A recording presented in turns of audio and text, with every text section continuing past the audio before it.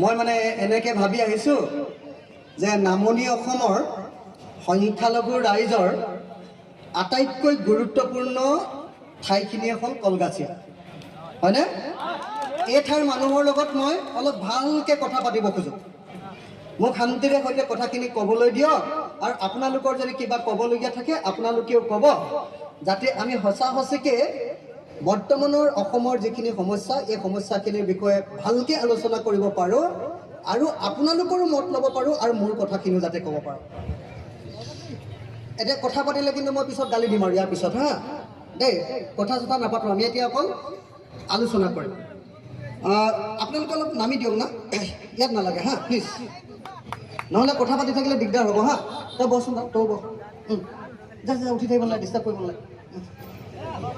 আপোনালোকে যাওক না, ইমানখিনি নালাগে দিয়ক দেই, প্লিজ প্লিজ। শ্ৰদ্ধেয় ৰাইজ,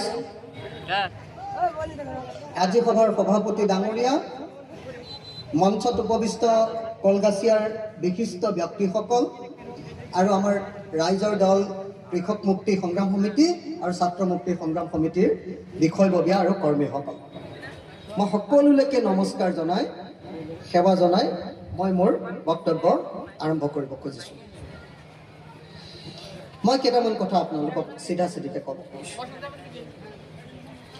প্ৰথম কথা, অসম আৰু ভাৰতত বিজেপি চৰকাৰে RSSে যিটো পৰিৱেশ সৃষ্টি কৰিছে, কি পৰিৱেশ সৃষ্টি কৰিছে? হিন্দু মুছলমান হিন্দু মুছলমান হিন্দু মুছলমান, এনেকুৱা এক পৰিৱেশ সৃষ্টি কৰি দিছে যে কোনো মানুহে এতিয়া শান্তিত থাকিবলৈ পোৱা নাই, হয়নে নহয় বাৰু? হা, কোনো মানুহে শান্তিত থাকিবলৈ পোৱা নাই। এজন সংখ্যালঘু মানুহে যদি মূৰত এটা টুপি পিন্ধিছে, যদি তেওঁৰ মুখত অলপ দাড়ি আছে, আৰু যে তেওঁ লুঙি এখন পিন্ধিছে, তেতিয়াহ'লে তেওঁ কলগাছিয়াৰ পৰা যদি গুৱাহাটীলৈ যায়, তেতিয়াহ'লেও তেওঁ ভয়ে ভয়ে যাবলগীয়া পৰিৱেশ এটা সৃষ্টি কৰিছে, হয়নে নহয় ৰাইজ? হয়নে নহয়? আমাৰ সংখ্যালঘু আইসকলে, মোৰ মাসকলে, যদি আমাৰ মাহঁতে এইখনক উৰণি বুলি কয়, আপোনালোকৰ হিজাব বুলি কয়, হিজাবখন যদি কোনোবাই গৈছে, তেতিয়াহ'লে ৰেলত যদি গৈছে ৰেলতো ভয় কৰি যাব লাগে, যদি বাছত গৈছে বাছতো ভয় কৰিব লাগে, যদি গুৱাহাটীলৈ গৈছে গুৱাহাটীলৈও ভয় কৰি যাব লাগে, যদি ডিব্ৰুগড়লৈ গৈছে ডিব্ৰুগড়লৈ ভয় কৰি যাব লাগে, যদি বেংগলোৰলৈ গৈছে বেংগলোৰলৈ ভয় কৰি যাব লাগে, যদি চেন্নাইলৈ গৈছে চেন্নাইলৈ ভয় কৰি যাব লাগে, গুজৰাটলৈ গ'লেতো কথাই নাই, হয়নে নহয় ৰাইজ? হয়নে নহয়? কথাটো হয়নে নহয়? মানে এনেকুৱা কৰি দিছে যে আমাৰ অসমৰ মানুহবিলাকৰ মাজতে, ভাৰতৰ মানুহৰ মাজতে কেইবাটাও ভাগ কৰি দিছে, হিন্দু মুছলমান। হা, এনেকুৱা পৰিস্থিতিৰ সৃষ্টি কৰি দিছে যে বেলেগ আৰু পৰিচয় নাই, কেৱল মানুহৰ পৰিচয় দুটা কৰি দিছে, এটা হিন্দু এটা মুছলমান। বিজেপিয়ে কৈছে যে ভাৰতত থাকিবলৈ হ'লে ধৰ্ম এটা থাকিব লাগিব, অকল হিন্দু ধৰ্ম, এক দেশ এক ধৰ্ম, এক দেশ এক ভাষা, এক দেশ এক শাসন ব্যৱস্থা, এক দেশ এক কৰ ব্যৱস্থা GST, হয়নে? এক দেশ এক নিৰ্বাচন, এই বুলি কৈ আন সকলোৰে পৰিচয়, আন কোনো মানুহৰ পৰিচয় এই দেশখনত দিবলৈ নিদি কেৱল আৰু কেৱল সংখ্যালঘু মানুহবিলাকৰ ওপৰত নিৰ্যাতন কৰিছে, হয়নে নহয় ৰাইজ? যদি যোৰহাটলৈ কোনোবাই বিল্ডিঙৰ কাম কৰিবলৈ গৈছে, এইখন চাই থকাৰ দৰকাৰ নাই, এইখনে ফটো তুলি আছে, এইখন চাই থাকি একো লাভ নাই হা, এইখন চাব নালাগে, একদম কথাটোলৈ মন দিয়ক হা। যদি কোনোবা মানুহ এজনে যোৰহাটলৈ বিল্ডিঙৰ কাম কৰিবলৈ গৈছে, তেতিয়াহ'লে ভয় খাব লাগে। কোনোবা এজনে গুৱাহাটীলৈ যদি গৈছে যে নহয় তেওঁ ৰঙৰ মিস্ত্ৰীৰ কাম কৰিবলৈ গৈছে, তেতিয়াহ'লেও ভয় কৰিব লাগে। কোনোবা এজনে যদি বেংগলোৰলৈ ছিকিউৰিটি গাৰ্ড কৰিবলৈ গৈছে, তেতিয়াহ'লেও ভয় কৰিব লাগে। কোনোবা এজনে যোৰহাটলৈ যদি খেতিৰ কাম কৰিব, সেইকাৰণে মই আজি ইয়াৰ পৰা কওঁ, ইয়াৰ বিধায়ক সন্মানীয় আমাৰ মোৰ কাষতে কেনে বহে ৰফিকুল ইছলাম নহয়, ৰফিকুল ইছলাম ডাঙৰীয়াই কৈছে যে অখিল গগৈয়ে অকল মুছলমান অঞ্চলত হিন্দু মুছলমান এক হওক বুলি কয়। আপোনালোকে মোৰ ফেচবুকটো খুলি চাওক, অসমৰ সব ঠাইতে সব জাতিৰ সন্মুখত মই কওঁ যে হিন্দু মুছলমান এক হয়। মই মুছলমান অঞ্চললৈ আহোঁ, যেতিয়া হিন্দুৰ অঞ্চললৈ যাওঁ তেতিয়া মোক বিজেপিয়ে বেয়া পায়, আৰু যেতিয়া মই মুছলমান অঞ্চললৈ আহোঁ তেতিয়া মোক AIDF বেয়া পায়। মই এটা কথা জানো যে হিন্দুৰ সাম্প্ৰদায়িক দল বিজেপি আৰু মুছলমানৰ সাম্প্ৰদায়িক দল AIDF, এই দুইটা বস্তু এটা মুদ্ৰাৰে ইপিঠি সিপিঠি হয়নে? যদি হিন্দুৰ সাম্প্ৰদায়িক দল বিজেপি থাকে তেতিয়াহ'লে মুছলমানৰ মাজত AIDF থাকিব, আৰু মুছলমানৰ মাজত যদি AIDF থাকে তেতিয়াহ'লে হিন্দুৰ মাজতো বিজেপি থাকিব। কথাটো বুজি পাইছেনে? কেনেকৈ থাকে চাব দেই। ইলেকশ্যন অহাৰ লগে লগে মৌলানা বদৰুদ্দিন আজমল চাহেবে ক'ব যে এইবাৰ আমি দিছপুৰত লুঙি টুপিৰ চৰকাৰ বনাবলৈ গৈ আছো। ইলেকশ্যনৰ আগে আগে কৈ দিব, লগে লগে উজনি অঞ্চলত টেনশ্যন হৈ যাব। উজনি অসমত মুছলমান মিয়া মানুহে এইবাৰ দিছপুৰ দখল কৰিব, হাল্লা হৈ গ'ল। লগে লগে উজনি অসমত একদম টেনশ্যন হৈ যাব যে মিয়া মানুহে গৈ দিছপুৰ দখল কৰিব। লগে লগে হিমন্ত বিশ্ব শৰ্মাই চিঞৰি দিব, এই বিজেপিক ভোট দিয়ক, আমি বদৰুদ্দিন আজমলক দিছপুৰৰ 1 কিলোমিটাৰ ওচৰলৈকো আহিবলৈ নিদিওঁ। হয়নে নহয় কওক? এই নাটক কৰি কৰি AIDF মুছলমানৰ পৰা আৰু বিজেপিয়ে হিন্দুৰ পৰা ভোট লৈ আছে। হয়নে নহয় কওক? সেইকাৰণে মই আপোনালোকক ক'বলৈ আহিছোঁ যে আপোনালোকে যদি মুছলমান হৈ AIDF কৰে তেতিয়াহ'লে হিন্দু হৈ অখিল গগৈও তাৰমানে বিজেপি কৰিব লাগিব নেকি? কোনেও ধৰ্মীয় ৰাজনৈতিক দল কৰিব নালাগে। মুছলমানৰ দল AIDFকো বিদায় দিব লাগে আৰু হিন্দুৰ দল বিজেপিকো বিদায় দিব লাগে।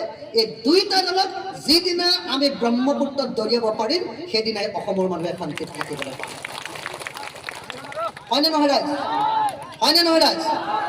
মই সেইকাৰণে দপদপাই মই এইকাৰণে মুছলমান মানুহৰ আগত AIDFৰ বিৰুদ্ধে কথা ক'ব পাৰোঁ, এইকাৰণে যে মই শিৱসাগৰত, যোৰহাটত, ডিব্ৰুগড়ত সকলো ঠাইতে একদম দপদপাই হিন্দু মৌলবাদী দল বিজেপিক খেদাব লাগে বুলি মই একেটা সময়তে চিঞৰিব পাৰোঁ। সেইকাৰণে মই শ্ৰদ্ধেয় ৰাইজ আপোনালোকক সকলোকে কৈছোঁ, আপোনালোকক বিনম্ৰভাৱে ক'ব খুজিছোঁ যে 2026ত আমি অসমৰ পৰা এই সাম্প্ৰদায়িক ৰাজনৈতিক দল দুয়োটাকে অসমৰ পৰা বিদায় দিব লাগিব।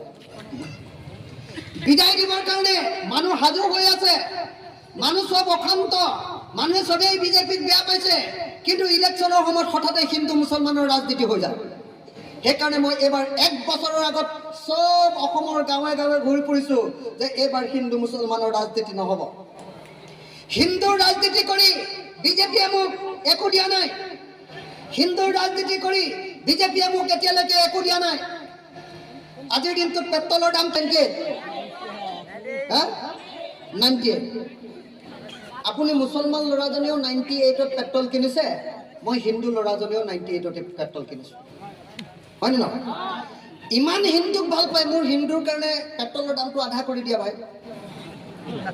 হয়নে নহয়?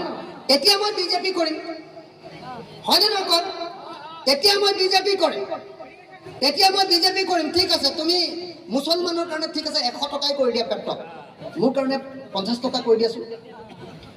দুইটা বস্তু চবৰ কাৰণে সমান, কিন্তু ৰাজনীতিত হিন্দু মুছলমান, মুছলমানে দেশখন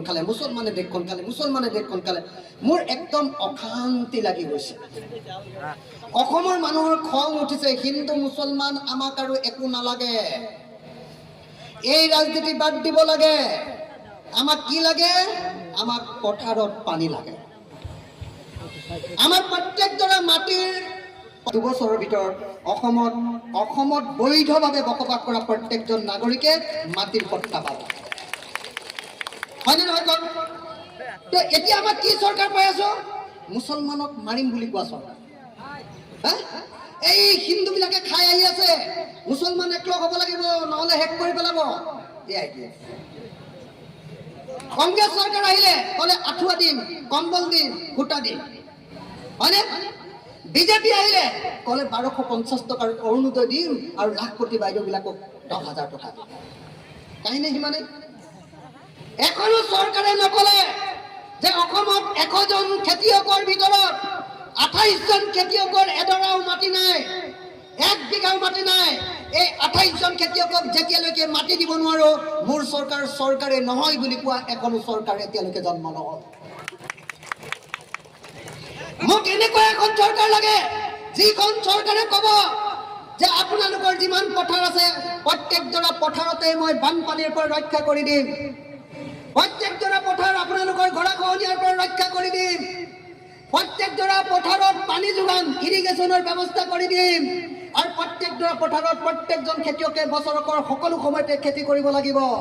যদি খেতি কৰে তেতিয়াহ'লে খাজনাও ফ্ৰী দিম, আৰু যদি খেতি নকৰে তেতিয়াহ'লে 5 গুণ খাজনা বঢ়াই দিম।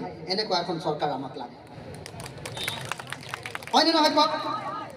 মই আপোনালোকক প্ৰতিশ্ৰুতি দিবলৈ আহিছোঁ যে যদি 2026ত ৰাইজৰ দলে চৰকাৰত থাকে তেতিয়াহ'লে অসমত কোনেও হিন্দু মুছলমানৰ ৰাজনীতি কৰিব নোৱাৰিব। যদি 2026 চনত ৰাইজৰ দলে চৰকাৰলৈ যদি আহে, 5 বছৰৰ ভিতৰত অসমৰ প্ৰত্যেকজোৰা পথাৰত পানী দিম। যিবিলাক মানুহে নিজেই ঘৰৰ পৰা পানী তুলি পথাৰত দিছে, মানুহবিলাকৰ প্ৰত্যেককে ইলেক্ট্ৰিচিটিৰ যিটো পইচা 3000 টকা যদি এটা খেতিৰ কাৰণে খৰচ হয়, সেই পইচাটো ফ্ৰী দিম। প্ৰত্যেকজন খেতিয়কক ফ্ৰী দিয়া হ'ব, হিন্দুকো দিয়া হ'ব, মুছলমানকো দিয়া হ'ব, বড়োকো দিয়া হ'ব, আহোমকো দিয়া হ'ব, ৰাজবংশীকো দিয়া হ'ব, আৰু ব্ৰাহ্মণকো ফ্ৰী দিয়া হ'ব, চবকে। তাত হিন্দু মুছলমানৰ প্ৰশ্ন নাথাকিব। খেতি সকলোৱে কৰিব লাগিব, আৰু যদি খেতি নকৰে পথাৰ পেলাই থয় তেতিয়াহ'লে তাৰ ওপৰত 5 গুণ খাজনা বঢ়াই দিয়া হ'ব। শ্ৰদ্ধেয় ৰাইজ, আমাক তেনেকুৱা এখন